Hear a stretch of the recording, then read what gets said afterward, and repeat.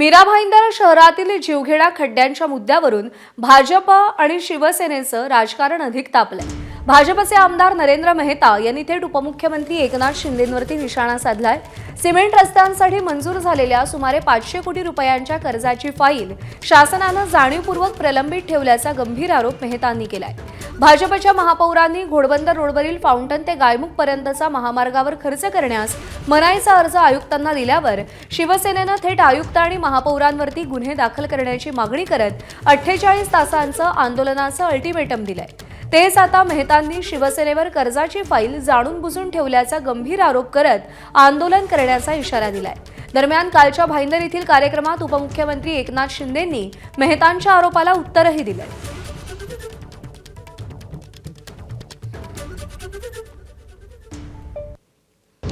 कोण दिरंगाई करताय? आपल्याकडे आहे ना ते शासन। कर्ज मंजुरी। अच्छा, कर्जाला मंजुरी देऊ ना आपण, काही प्रॉब्लेम नाही। बऱ्याच त्या महापालिकेला आपण दिले ग्रीन बॉन्ड काढण्यासाठी। गेल्या अनेक महिन्यापासून ती फाईल साष्टांग टेबलवर आहे। आमची बॉडी आल्यानंतर आमची पूर्ण इच्छा होती की पावसाच्या अगोदर सगळे सिमेंट रोडची कामं पूर्ण करायची, जे अर्धवट आहे आणि जे बाकी आहे तेही नवीन रस्ते सुरू करायचे। परंतु शिवसेनाने जाणून बुजून ती फाईल दाबून ठेवलेली आहे आणि त्याच्यावर सही करत नाही। इकडे जनता त्रस्त आहे।